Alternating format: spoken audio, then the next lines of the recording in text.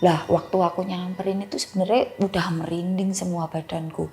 Hawanya tuh udah beda, tak samperin. Lah kok suaranya langsung hilang mati setelah aku berdiri di depan skuter itu. Kok yo pasmen gitu loh Kak. Otomatis kalau kita lewat, kita bisa lihat loteng itu loh Kak. Jadi terlihat jelas gitu loh. Lah dari situ kan aku lihat atas gak sengaja dan ada pocong. Bener-bener pocong Kak. Jadi aku ya, ya ampun aku gitu. Itu sebelumnya rumah itu kan dulunya itu hutan seperti ini tadi, tapi itu semua hutan. Jadi bapak itu dulu pertama kali penghuni rumah. Oh, waktu masih semua hutan-hutan. Iya, jadi bapak pertama kali orang yang bangun rumah di tengah hutan. Gitu, jadi kemarin itu sempat difitnah netizen, dikira settingan lah, dikira pakai remote lah, apalah. Kalau dengar ceritanya gini kan mereka jadi tahu toh riwayatnya dulunya seperti apa rumahku.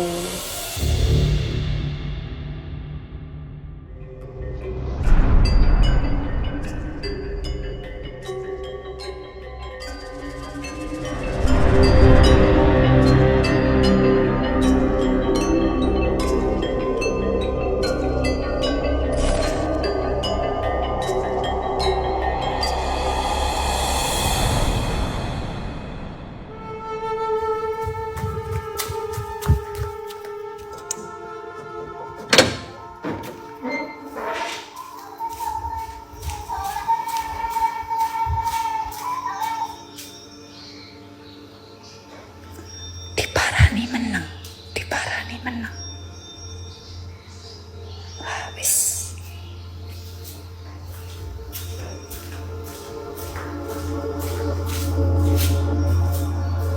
Gak beres.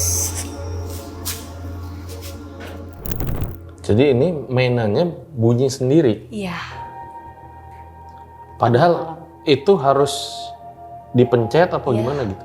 Padahal skuter itu tombolnya kan susah ya Kak ya. Jadi dia tuh kalau nggak diteken, dia nggak nyala. Jadi bukan ada yang nyalain gitu ya? Enggak. Jadi itu posisinya aku tuh di luar nyantai. Tahu-tahu tengah malam itu suara itu bunyi sendiri, tak samperin lah. Aku pikir ada kucing atau apa.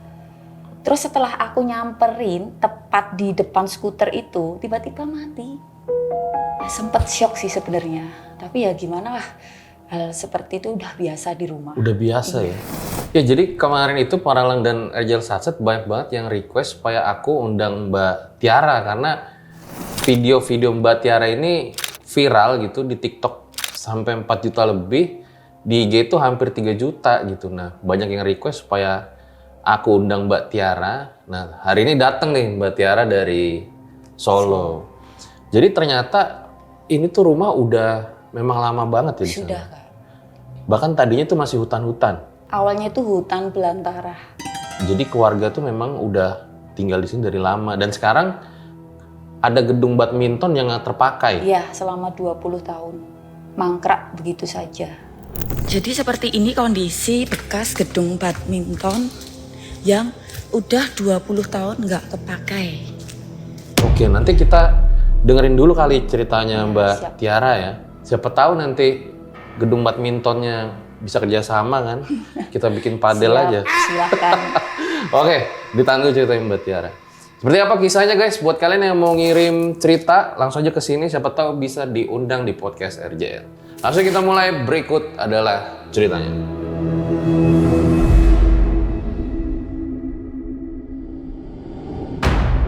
Pengumuman para elang dan RJL Satse. RJ5 lagi ngadain program klip berhadiah nih. Buat yang belum paham, jadi buat temen-temen setelah nonton video RJL dan suka dengan episodenya, bisa banget download videonya, lalu bikin klipnya sekitar 2-5 menit dari pembahasan yang menurut kalian paling seram atau menarik. Lalu, upload videonya di TikTok, kalian kasih judul, sumber, dan hashtag RJ5clip di caption. Nah, beres deh. Setelah upload, jangan lupa untuk kabarin kita nih. Bisa DM ke akun TikTok atau IG kita di RJ5 Official, RJ Satset, atau IG Bang Fajar Don Fajar Aditya. Nah, 5 views klip terbesar nanti akan kita kasih reward setiap tanggal 1 per bulannya ya. Selamat mencoba.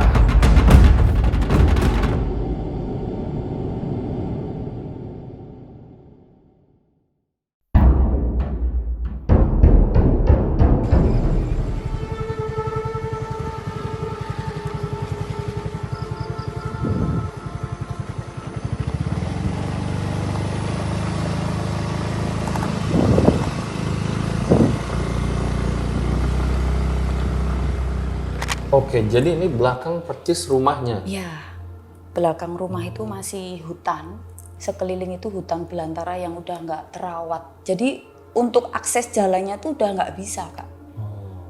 Jadi itu hanya ada satu akses itu yang menuju rumah. Kalau yang ini tadi kan, yang sananya ini masih hutan belantara banget kan yang dilihat Kakak. Lah rumah saya itu posisinya di sekitar hutan itu tadi. Dikelilingi hutan itu tadi. Oke, nah seperti biasa guys, kalau di RJL nggak ada narasumbernya kita suruh tambah-tambahin ceritanya. Ya Mbak Tiara, boleh diceritain awal mula kisahnya tuh kayak gimana sih? Jadi gini Mas Fajar, sebelumnya kan banyak netizen itu yang pro kontra, dikira settingan, dikira apalah, padahal itu sama sekali nggak ada settingan sama sekali. Jadi di sini aku mau cerita lebih detail lagi tentang keluargaku, tentang asal-usul rumahku. Nah yang pertama aku mau cerita tentang masalah bapak. Bapak itu dulunya itu suka hal-hal kejawen ya. Dia seneng kayak ritual sebelum malam satu suro itu dia seneng ke pantai Parangtritis. Sama teman-temannya dia di sana ya kayak bertapa, penyucian diri, mengheningkan apa gitu aku nggak paham. Pokoknya intinya bapak melakukan ritual seperti itu. Bukan pesugihan, bukan pelarisan, enggak. Cuma katanya bapak itu buat nyuci ke jiwa rogo. Agar dia lebih peka sama hal-hal yang nggak terlihat atau hal-hal yang belum terjadi gitu Kak. Terus yang kedua untuk masalah rumah itu sebelumnya rumah itu kan dulunya itu hutan seperti ini tadi, tapi itu semua hutan.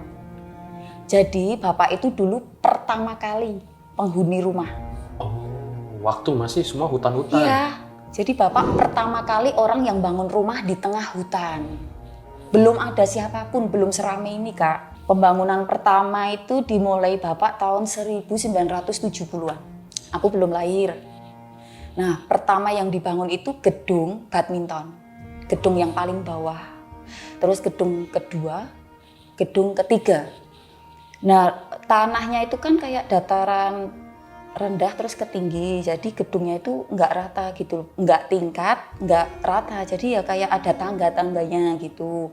Nah, dulu pas pertama kali bangun gedung yang pertama itu, yang paling bawah itu, bapak pernah melihat sosok siluman ular berkepala manusia.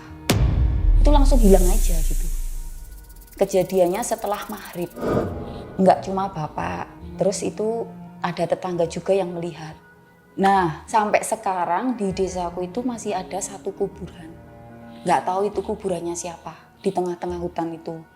Semakin kesini, itu kok bapak semakin peka sama gangguan-gangguan setelah pembangunan gedung badmintonnya itu Kak. Jadi dimulailah dari situ ya mungkin nggak disengaja mungkin kali ya itu. Nah terus setelah itu bapak itu sering berkomunikasi sama makhluk yang nggak terlihat. Bapak itu lebih seringnya kayak ketindihan ya Kak, kalau orang Jawa itu bilang tindihan. Jadi mereka tuh komunikasinya lewat mimpi.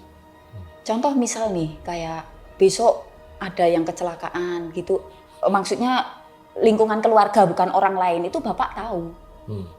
Kayak udah ada yang ngasih tahu gitu loh. Terus kayak misal mbahku itu lama nggak disekar, itu datang lewat mimpi terus bapak ketindihan. Dia bilang, kok suwe rambut tili itu Min, kok lama nggak kamu jenguk. Nah dari situ. Terus pengalaman yang aku rasakan itu aku mulai merasakan gangguan itu sejak SD Kak. Jadi dulu kan di rumahku itu kan kalau tidur bareng-bareng di depan TV. Bapak, ibu, kakak, adik ponakanku itu di depan TV ada sesuatu yang aneh. Kan semua udah tidur tuh, itu sekitar terjadi jam 2 malaman ya. Nah di belakang aku tidur ini ya kursi kayak gini Kak, kursi tamu. Jadi kan itu ruang TV. Jadi satu sama ruang tamu, ada kursi. Nah di belakang itu ada suara janggal kayak orang ngobrol berdua. Terus aku langsung nengoklah ke belakang. Ada mbah-mbah dua duduk. Serius Kak, itu pertama kalinya aku melihat sesuatu yang aneh dalam hidupku. Mbah-mbah? Iya, 2. Kayak gimana sosoknya? Sosoknya itu mbah-mbahnya itu dicepol, pakai jarik, kebaya warna coklat, yang satu hijau. Itu jelas banget. Kan kayak setengah ngimpi, setengah sadar, enggak gitu loh. Jadi aku kayak nge-freeze, kayak, apa kuih? Aku bilang gitu. Terus aku langsung bangunin, Bu, tolong Bu.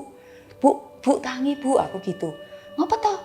Dikira mau minta tolong nganter pipis. Apa?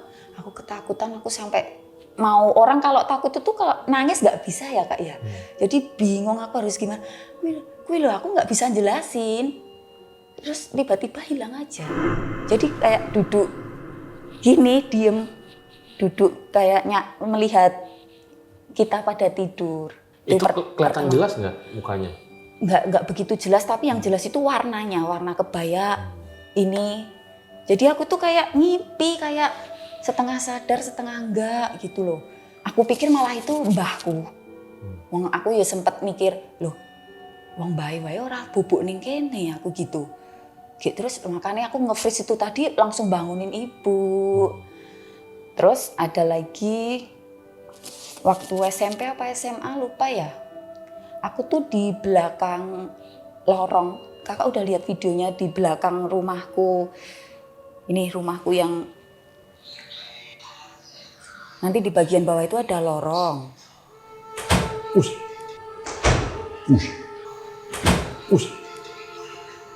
Kak, masa sampai sini Kak? Tuh kan, ikut aku. Gak, emang akhir-akhir ini WC kalau lagi syuting suka buka nutup sendiri. Usil. Nih minggu inilah terutama nih. Lihat sendiri kan? Kayak nggak ada orang di dalamnya kan? Iya. Tapi tadi aku waktu pertama masuk, aku gitu. Hah? Di belakang ada apa? Ya WC lagi. Ya gitu. Kalau yang di sana aman, tapi waktu masuk aduh. Aku melihat pertama aja kesannya aduh gitu. Langsung. Nggak ada tali kan? Emang nggak mungkin juga ketiup angin, berat banget kan ini. Tuh gue nggak. Itu padahal harus didorong gini loh. Gue nggak ngibul ya. Oke, kita lanjut lagi nih. Oh jadi ini lorongnya nih. Ya, itu aku posisi bikin mie maghrib. Sebentar, aku lihat dulu ya. Lorongnya.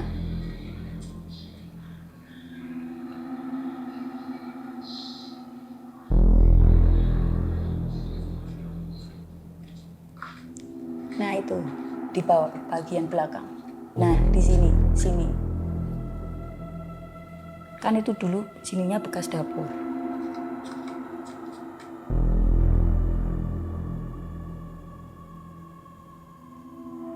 Nah di situ.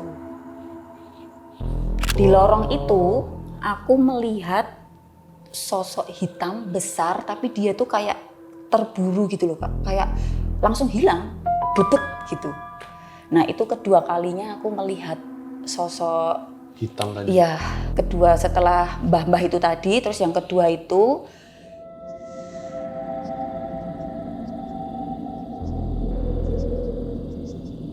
terus ada lagi. Jadi waktu SMA aku tuh pernah kesurupan Kak di rumah.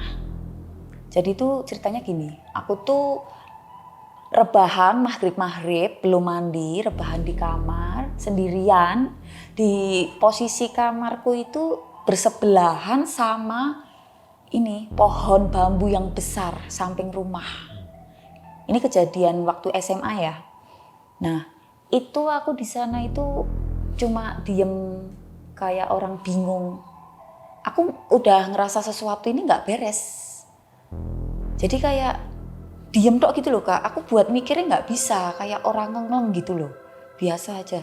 Nah nggak lama kemudian aku langsung kesurupan. Yang anehnya lagi, waktu aku kesurupan itu, seketika aku teriak, lampu langsung mati.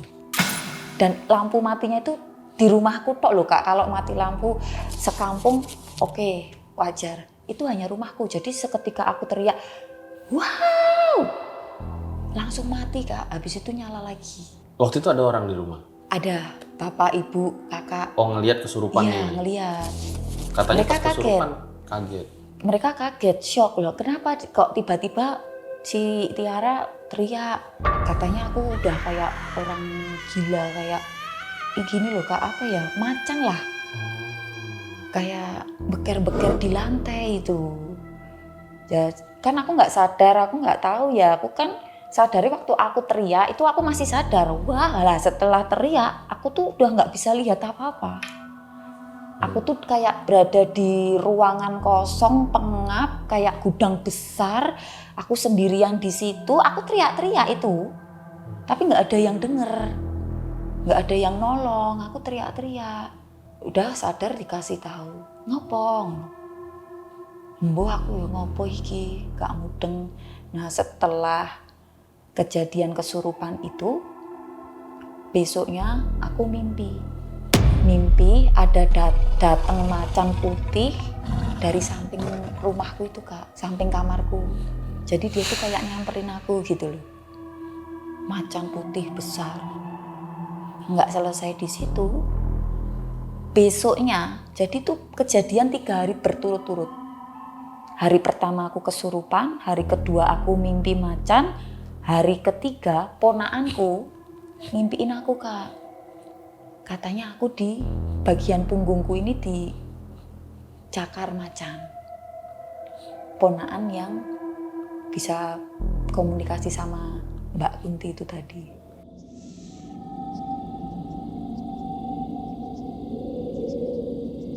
Kejadian itu udah selesai di situ. Aku setelah itu nggak mendengar, nggak melihat, udah stop. Setelah itu kejadian yang paling aku ingat itu setelah menikah. Setelah menikah kan aku udah ganti posisi kamar ya Kak, yang tadinya aku di bawah ikut bapak ibu, aku pindah di depan.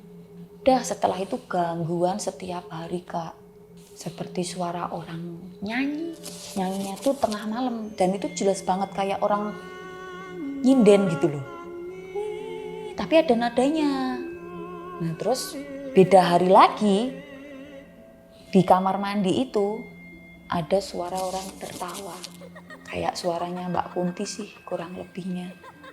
Kan aku pikir suara apa sih, suara rungon-rungon gitu. Tapi emang tuh bener suara itu sama persis sama video yang adikku tunangan itu tadi. Ada lagi kejadian ketok pintu Kak. Itu ceritanya aku lagi rebahan di kamar, kan nyantai ya. Aku tuh kan suka begadang, nyantai, suasana hening. Kan rumahku itu kalau malam itu hening Kak, nggak ada aktivitas. Jam 11, 12 itu udah sepi. Itu jelas banget orang ngetok pintu 3 kali. Tok, tok, tok. Itu hari pertama, aku diem. Hal yang biasa, udah nggak tak pikir, aku udah paham kalau itu gangguan. Terus lagi, beda hari. Yang dimana di situ suamiku belum tidur, dia juga denger suara ketokan pintu. Jadi sama-sama Kak, aku sama suamiku sama-sama denger. Yang terakhir itu bener-bener suara yang paling keras Kak. Suara itu seperti lemparan bola. Jadi pintuku kan pintu dari besi ya Kak ya. Jadi itu bener-bener keras dan kencang banget. Duer. Kayak bola dilempar. Dan aku sama suamiku langsung lihat-lihatan. Shock. Apa yang aku gitu. Tili ono. Dia ya agak nge-freeze. Dia bengong.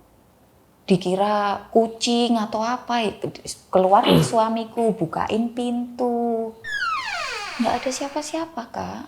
Terus hal yang sering membuatku janggal di ruangan di kamar yang aku tempati sekarang itu, aku tuh sering mimpi aneh Kak. Mimpi anehnya tuh sering didatangi sama orang yang udah meninggal. Jadi kayak omku, mbahku, siapapun lah kerabat temen yang udah meninggal, itu biasanya dia langsung datang ke mimpi, nggak minta apa-apa, nggak ngomong apa-apa, dia cuma diem.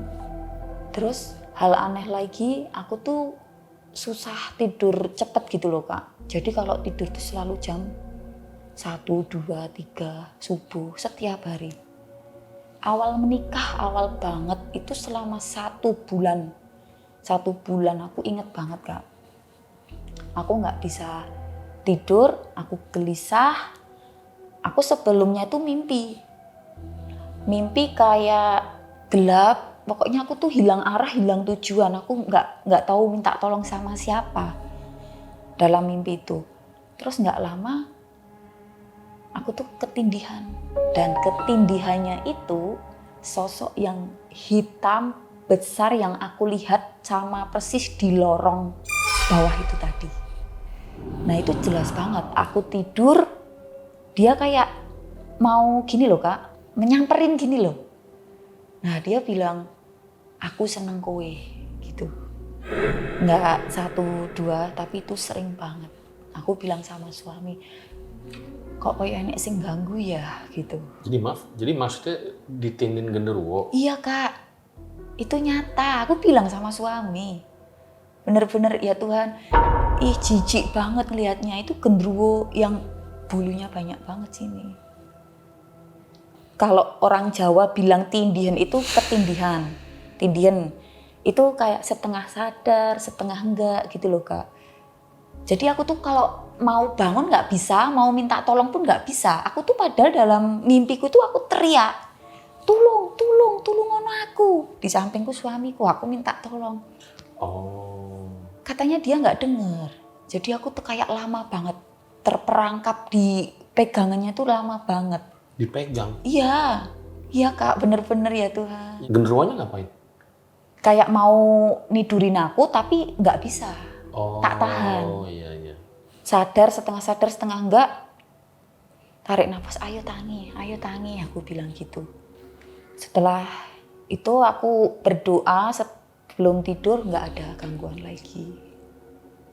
Jadi emang aku kemarin itu nyadari aku jarang berdoa sebelum tidur. Jadi setelah itu aku berdoa, udah si genderuwo udah nggak datang dan nggak mau lagi Kak, ya ampun. Itu ngeri banget, bener-bener hitam yang besar, lebih besar dari manusia loh. Terus yang paling gong, ya kemarin itu skuter. Itu hal nyata yang aku lihat dengan mata kepala sendiri, yang maksudnya jelas gitu loh Kak. Itu posisinya, aku lagi di depan, lagi nyantai, ngopi nyantai, tiba-tiba ada suara musik bunyi dengan sendirinya.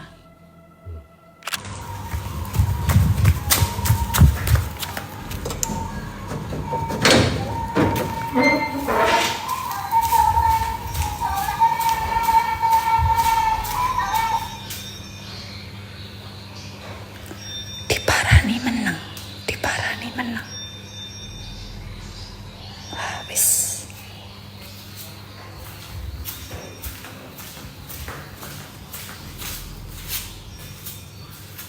Beres. Langsung tak samperin, tak buka pintunya, posisi gelap karena kondisi rumahku itu kalau malam memang penerangannya dikurangin. Apalagi di garasi itu. Lah, waktu aku nyamperin itu sebenarnya udah merinding semua badanku. Hawanya tuh udah beda, tak samperin. Lah kok suaranya langsung hilang mati setelah aku berdiri di depan skuter itu. Kok yo pas men gitu loh Kak. Kan ini langsung tak posting, langsung viral.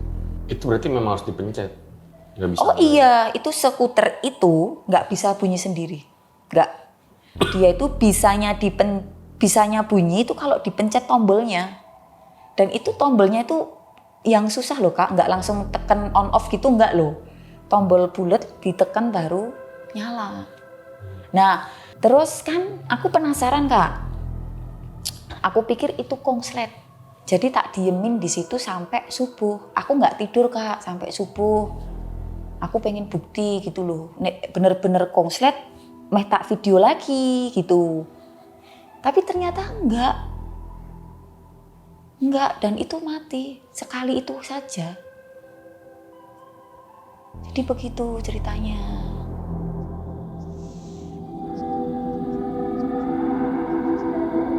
Nah, setelah kejadian skuter kemarin itu, kenapa banyak pertanyaan dari netizen itu yang kenapa nggak pindah rumah Kak? Kenapa kok nggak dijual aja Kak? Gitu loh. Rumah itu banyak kenangannya. Maksudnya gini loh Kak, mereka emang punya dunianya sendiri. Kita percaya nggak percaya mereka tuh punya dunianya sendiri. Mereka mungkin iseng ganggu, tergantung kitanya kan. Kita takut, kita enggak, itu kan tergantung kita. Jadi kita harus pinter-pinter yang mengondisikan situasi gitu. Nah rumahku itu kan aku dari kecil banget ya Kak ya, dari bayi udah di situ. Maksudnya aku besar udah di situ, jadi penuh dengan kenangan, kumpul keluarga di situ. Kenangan apa yang nggak bisa dilupain? Ya kenangan sama bapak, ibu, zaman kecil, mainan sama teman-teman kampung di depan rumah. Main petak umpet sampai maghrib. Itu kalau aku tuh kalau pulangnya itu harus disamperin sama ibu dulu. Dibawain pentung, ayo mulai adu sih gitu. Jadi banyak kenangannya di situ. Nggak bisa asal jual, nggak bisa asal pindah gitu loh. Jadi kadang memang yang mahal itu bukan fisiknya ya, tapi Bukan, momennya. Iya benar, momen dimana aku bisa merasakan tumbuh kembang di rumah itu dari kecil, sekolah sampai sekarang menikah pun loh Kak. Aku nggak mau pergi dari rumah itu. Jadi kalau ada kejadian horor apa ya hal yang biasa, udah biasa gitu. Katanya dirimu juga pernah lihat pocong, tuh gimana? Ya Kak, itu ceritanya gini. Aku kan kalau malam itu sering lapar. Aku biasanya GoFood kan itu. Nah itu aku nggak GoFood. Aku pengen aja keluar sendiri. Keluar sendiri jam 2:30, itu belum lama Kak. Aku lihat itu belum lama. Keluar cari makan udah biasa aja. Nah sewaktu aku pulang, rumahku kan jalannya kayak turunan gini Kak. Ini rumahku, jalan turunan. Rumahku kan ada lotengnya tingkat. Otomatis kalau kita lewat, kita bisa lihat loteng itu loh Kak. Jadi terlihat jelas gitu loh. Lah dari situ kan aku lihat atas nggak sengaja dan ada pocong. Bener-bener pocong Kak. Jadi aku ya ampun aku gitu. Pakaiannya putih. Kalau wajah sih kurang jelas ya, hitam semua Kak. Aku tak inget oh pocong toh gitu. Oh. Iya.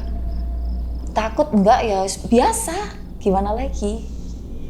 Emang rumahku dari dulu udah terlalu sering Kak kejadian muncul gitu.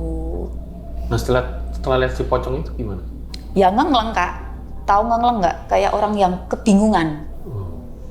Iki mau pocong tenan pora ya, apa bayangan ya? Aku mikirnya gitu.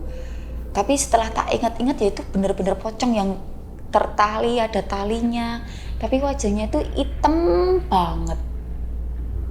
Bener-bener diem tok gitu di atas loteng. Kalau pocong ini nggak aku aja ya Kak ya. Ada tetangga juga yang melihat. Tetanggaku kelas 6 SD Kak. Dia baru pulang main ke rumahku. Pulang, dia tengoklah ke kiri.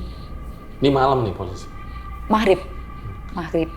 Dia kayak habis perjalanan pulang itu nyanyi-nyanyi sendiri gitu Kak. Terus nengok ke kiri. Katanya dia melihat pocong. Kalau yang dilihat itu penuh dengan darah. Apanya? Mukanya. Jadi dia minta tolong. Iki apa gitu. Jadi dia sambil nunjuk gitu. Kan itu posisinya nggak di situ ya Kak ya, aku hanya diceritakan. Katanya berdiri di samping rumah, mukanya rusak, penuh dengan darah. Terus setelah ada kakakku yang datang nyamperin tetanggaku itu nggak ada. Ya mungkin itu hanya melihat atau nggak sengaja, aku juga nggak tahu karena bukan aku gitu. Nah, terus ada lagi, itu kejadian tahun kemarin.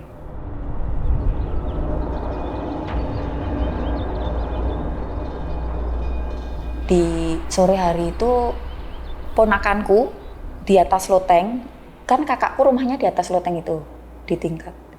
Nah itu sama Kak, melihat pocong juga. Ponakanku umur 3 tahun, dia bilang gini sama mamahnya, itu kejadian maghrib juga. Habis mandi, dia nunjuk-nunjuk di dapur. Mama, ada ocong gini-gini gitu. Gitu Kak. Nangis dia apa enggak? Nangis kayak orang ketakutan. Terus ditanyain mamahnya, apa? Kamu lihat apa? Ocong. Di situ loncat-loncat. Terus habis melihat pocong, besoknya dia demam. Demam selama 3 hari. Jadi banyak juga ya memang yang ngalamin kejadian horor ya? Iya. Bukan Mbak Tiara doang ya? Ada lagi nggak yang ngeliat sosok-sosok gitu di rumah? Banyak Kak. Kakak, bapak, ibu. Gimana tuh ceritanya? Itu dulu itu bapak pulang dari kerja, dia kan mandi. Pulang kerja itu selalu mandi. Bapak pulang dari pasar itu jam 5 sampai rumah ya setengah 6-an gitu. Bapak mandi di kamar mandi. Udah, bapak itu orang yang biasa melihat kayak gitu, jadi udah nggak kaget, cuma bilang enek kunti gitu di pojokan. Terus waktu itu ini kunti lagi ya Kak ya, kunti lagi. Adikku itu tengah malam, dia juga didatangi kunti di pojok yang sebelah lorong tadi. Di pojok di situ katanya cuma diem aja. Putih, panjang, rambutnya panjang, tapi nggak jelas wajahnya katanya. Adikku yang anaknya mbakku pertama tuh yang melihat. Terus nggak selesai di situ, seringnya suara tangisan kayak tertawa gitu loh Kak. Kalau bentuk wujud dia jarang sih, seringnya dia nangis. Kalau nangis itu semua Kak, semua. Satu rumah yang ada di situ semua, tanpa terkecuali loh. Kadang nangis, kadang tertawa. Di mana samping rumah, di kamar mandi, di dalam gedung badminton, sering banget itu.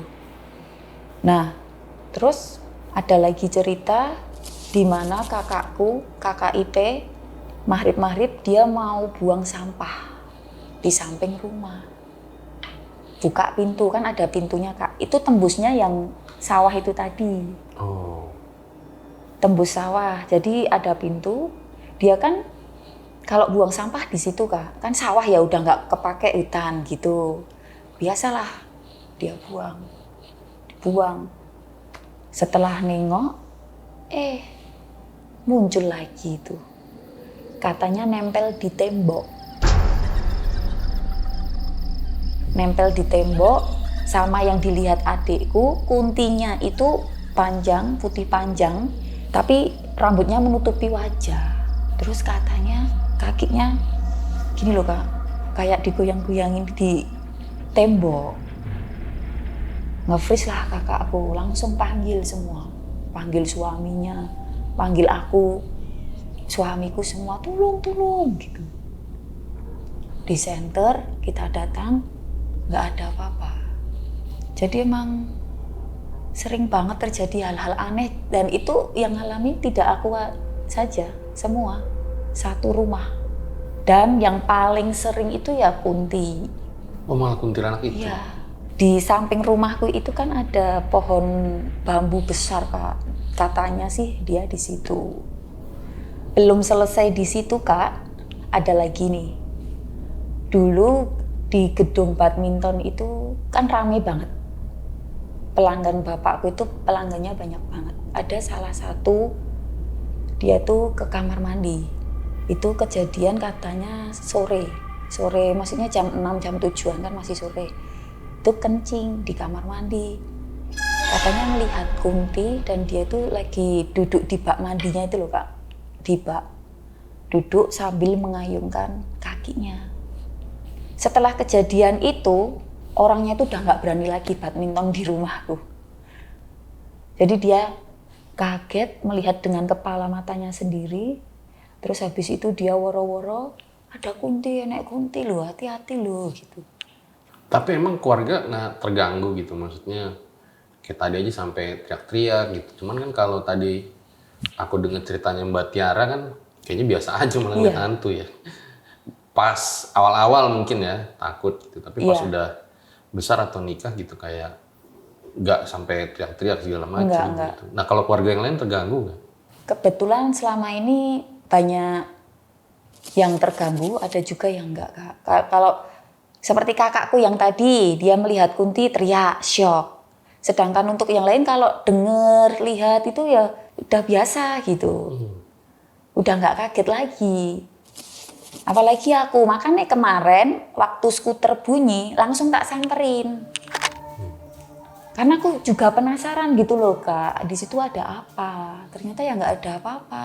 Dan sempet dilihat sama Mbak Dini itu, di gambar ada 2 sosok anak kecil yang sedang bermain di situ.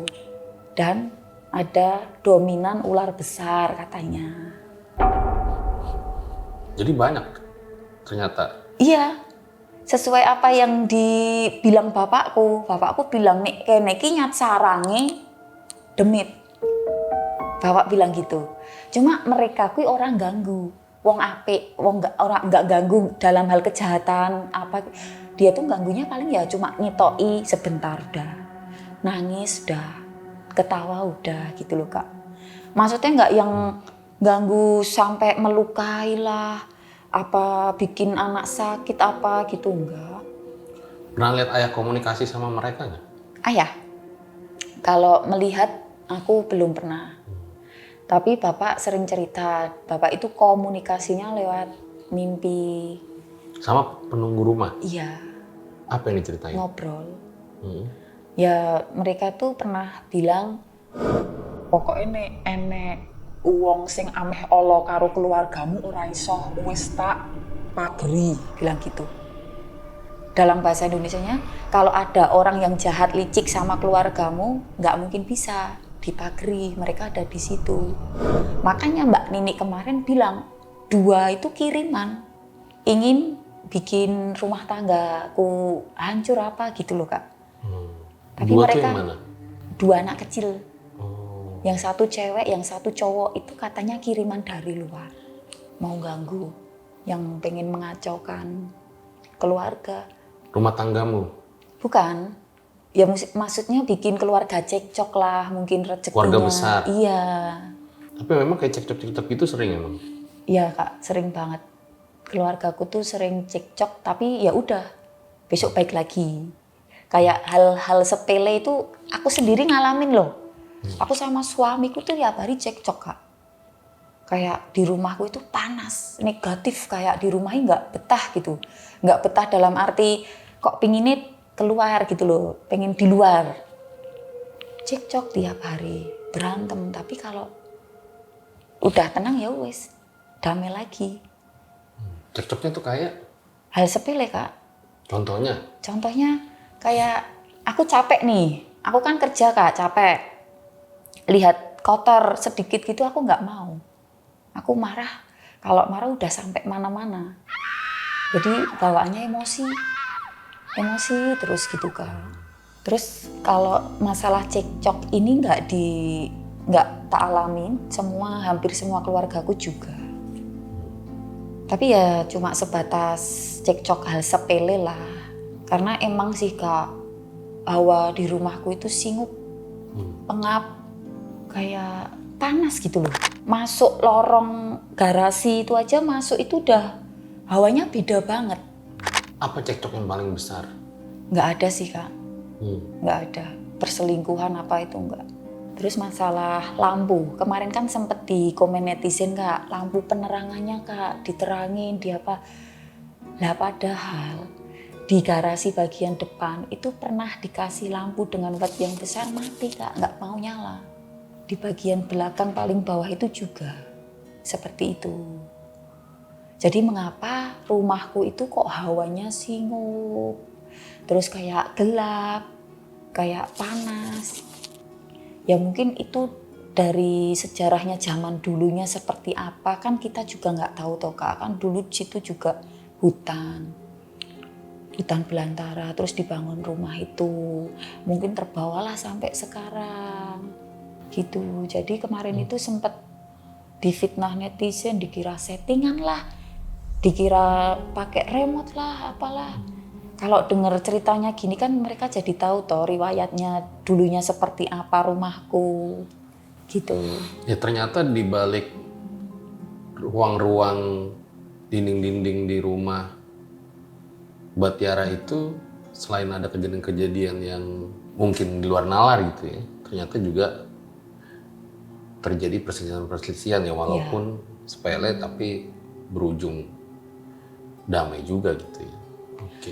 Dan ada lagi aku ingat Kak, ada gangguan yang menyerang ibu. Jadi dulu itu ibu sehat, cantik, gemuk, jalan biasa, normal. Terus habis itu tiba-tiba muntah darah. Muntah darahnya itu sampai yang kayak saren gitu loh Kak, tahu? Besar-besar banget. Terus langsung dilarikan ke rumah sakit. Tidak terdeteksi penyakit apa, nggak ada. Nggak ada. Terus transfusi darah habis 4 kantong pulang. Terus gitu lagi Kak, beda bulan nih, beda bulan. Udah sembuh nih, beda bulan dia muntah lagi. Terus ada yang janggal kan, terus keluarga, kebetulan kita keluarga besar Kristen, panggil pendeta ke rumah Kak. Panggil pendeta, didoakan, dikasih minyak urapan, sembuh. Terus kata pendeta, iya emang ibu diganggu. Oh ini kata pendetanya? Ya, diganggu tapi nggak tahu kiriman. Tapi setelah itu sembuh sampai sekarang. Tapi nggak tahu siapa yang ngirim? Nggak tahu Kak, nggak terlihat, nggak jelas, nggak tahu. Makanya pas video mau viral, terus kan ada yang ngasih analisa tuh. Iya. Jadi dirimu mikir, loh kok masuk nih yang kiriman gitu, Iya, padahal bener. dirimu belum pernah bilang sebelumnya ke orang itu. Belum. Oh. Jadi tuh 2 itu kayaknya suruhan orang. Tapi pernah lihat yang bocah itu yang dibilang? Saya Nggak di keluarga besar ada yang pernah lihat nggak? pernah. Pernah ada juga? Iya. Itu dulu antara tuyul apa cewek bayi nggak jelas. Kalau tuyul itu nyata Kak. Itu dialamin sama kakakku sendiri, uangnya hilang. 2 kakakku cowok itu mengalami hal yang sama, uangnya hilang. Nah kalau yang bayi cewek? Itu nggak tahu. Kalau bayi cewek itu nggak, maksudnya nggak menampakkan diri nggak. Ya itu tadi mainan. Oh di mainan. Ya kan bener toh Kak. Yang dianalisis sama TikTok itu dia bilang ada. Kenapa kok dikirim katanya? Nggak tahu Kak. Itu yang mengundang hal negatif datang ke rumah itu, kiriman itu. Itu fenomena yang Mbak Tiara rasakan. Iya. Berarti. Tapi nggak tahu juga benar apa salah gitu ya. Iya benar. Ada lagi nggak gangguan-gangguan ekstrim yang dirasain sama keluarga besar? Gangguan ekstrim keluarga besar itu, mereka itu sebenarnya ganggunya nggak yang berlebihan Kak. Kalaupun berlebihan seperti yang aku lihat Banaspati, terus kayak suara bola itu tadi, itu kan mesti dari kiriman toh Kak. Kalau penunggunya yang asli itu tuh malah justru nggak mungkin usil dalam hal ganggu masalah kesehatan lah, masalah rumah tangga lah. Jadi itu mesti kiriman untuk hal-hal negatif yang dikirim. Kalau yang kayak penampakan itu, pocong kuntilanak, ada lagi nggak? Oh iya, ada lagi. Itu yang dialami kakakku cowok. Kakakku cowok itu kan seneng kayak bengkel gitu loh Kak, bengkel motor. Oh ada bengkel motor di rumah? Dulu. Oh dulu. Dulu, bengkel. Itu kakakku sendirian di garasi. Di garasi yang itu skuter Kak. Ya di situ kan bengkelnya. Katanya dia duduk, ambil kunci di sebelahnya sini. Nah setelah lihat kunci, lihat gini, dia tuh lihat kaki panjang, penuh dengan bulu, dia gini hilang. Jadi dia sempat lihat tapi hitam besar terus langsung terbang katanya Kak. Terus habis itu dia lari, nggak berani lagi di situ. Itu sama nggak kayak yang hitam pas dirimu masih sekolah lihat? Nah kayak itu Kak, sama. Soalnya besar, jadi bener-bener besar, hitam, full hitam. Bayangan langsung pergi gitu. Dan yang dilihat kakakku, iya hitam besar itu tadi, sama. Nggak cuma kakakku, kalau masalah si hitam besar ini tadi, kakakku punya karyawan, bengkel kelas, buka bengkel kelas, lah dia itu ngelembur Kak, di bagian belakang rumahnya. Setelah lorong, itu kan ada rumah kakakku. Nah, itu lagi ngelembur bikin cakar ayam buat bangun rumah itu. Malam-malam ada yang lempar batu. Terus si tukangnya ini bilang, dikira bapakku. Dia bilang, "Deh, rasa gojekan toh," bilang gitu. "Ojo usil rene yo rasa ndelik." Terus habis itu lagi lebih keras suaranya. Terus si tukangnya itu penasaran, nengok ke belakang nyari, loh kok ora enek sapa-sapa. Terus habis itu di pojokan yang setelah lorong itu tadi, ya di pojokan yang aku lihat Kak, di situ besar, tinggi besar.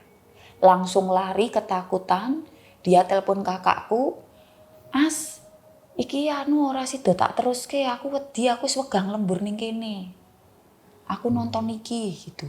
Nonton sosok hitam besar di pojokan, katanya menyeramkan. Terus habis itu ya udah pulang. Dia nggak mau, kalau dikasih lemburan dia nggak mau Kak. Takut. Gitu. Iya, iya. Jadi ternyata pas Mbak Tiara diundang ini, jadi tahu ya banyak banget pengalaman horornya dan ternyata sosoknya banyak banget gitu loh. Apa mungkin karena banyak ruang kosong kali ya? Ya bener Kak. Masih banyak ruang kosong yang nggak ditempatin. Terutama ya itu tadi Kak, yang terbengkalai gedung badminton. Itu kan udah nggak kepake 20 tahun. Jadi udah bener-bener kosong. Dan kalau malam itu sampai sekarang itu masih banyak terjadi hal-hal yang kita rasakan. Contohnya kayak kita itu merasa di gedung itu masih ada aktivitas gitu loh Kak. Kayak orang badminton, suara koknya cedek-cedek gitu.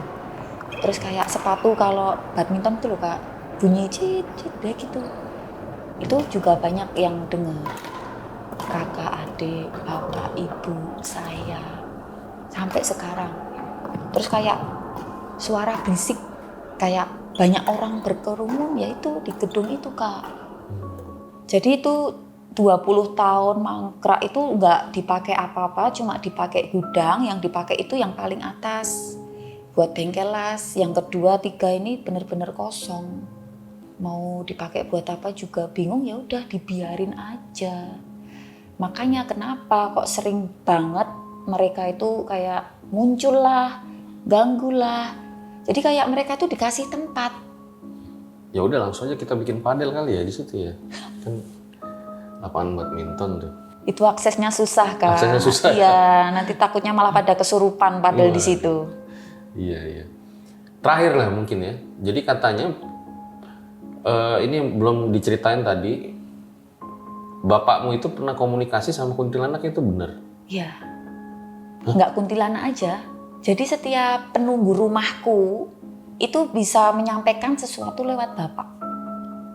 Lewat, ya mungkin bahasanya mereka ya. Itu lewat mimpi, lewat tindihan gitu Kak. Apa pesan dari si Kuntinya? Kuntinya itu ya pesen, wis tenang oh, tak jogone omahmu gitu. Jadi mereka tuh kayak diusir, kita pernah kok Kak ngundang pendeta, ngundang paranormal itu pernah, ngusir nggak ada yang mau pergi. Dan itu pernah bilang sama bapak, kowe ora iso ngusir aku saka kene. Iki omahku, sebelum kowe ning kene aku wis ning kene gitu. Sebelum kamu ada di sini, aku udah di sini. Terus kalau yang lain seperti mbah yang udah meninggal itu bapak biasanya lewat tindihan. Jadi mbah itu bilang, kok kamu lama nggak nengok aku, kok kowe suwe ra niliki aku tole gitu. Jadi kayak di saat bapak lupa, mereka datang lewat tindihan, dan itu bapak benar-benar ketindihan.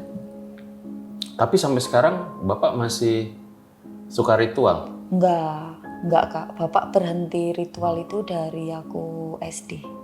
Ritualnya bukan ritual yang ekstrim ya, bukan ya, maksudnya cuma penyucian diri di pantai. Berarti sama dari SD teman-temannya. udah enggak ya? Ya, bertapa, pembersihan jiwa raganya biar lebih peka gitu. Jadi bapak kejawennya itu kejawen yang putih, positif. Jadi bukan yang pelarisan, pesugihan, apa itu nggak pernah, sama sekali nggak pernah. Jadi untuk menyatukan jiwa raganya Bapak. Makanya Bapak itu peka dengan hal seperti itu. Dan itu membawa anak-anaknya nggak takut sama hal seperti itu. Sama setan, sama gangguan gitu enggak. Jadi Bapak itu udah berpesan sama anak-anaknya ya, dek kuwi tahtane luweh dhuwur awak dhewe, dadi ora usah wedi. Nek awak dhewe wani, kono sing wedi. Kalau kita berani, sana yang takut. Contohnya gitu, kayak kemarin aku dengar suara kayak gitu, ya udah tak samperin aja toh Kak. Ngapain takut? Kalaupun ada penampakan, apa kan mereka nggak mungkin bisa melukai kita. Paling cuma memunculkan, menampakkan gitu. Oke, berarti ya ternyata Bapak pun sudah tidak melakukan ritual itu sudah lama banget gitu ya. Dan ya udah berarti terakhir aku bilang ditunggu video-video lainnya ya. Ya, ditunggu Biar aja. nanti kalau udah banyak kita undang podcast lagi. Iya. Makasih Mbak Tiara. Sama-sama. Udah datang dan cerita tentang pengalamannya. Nah itu dia guys, pengalaman Mbak Tiara, cerita-cerita horornya di rumahnya sendiri. Siapa dari kalian yang punya cerita horor di rumah, bisa juga kirim ke sini ya. Siapa tahu nanti bisa diundang ke podcast. Dan terakhir gue bilang bahwa kalau misalnya kita di rumah aja nggak nyaman, terus mau kemana lagi kita pulang? Nah, gue Fajar Ditya, RJ5 undur diri. Ciao.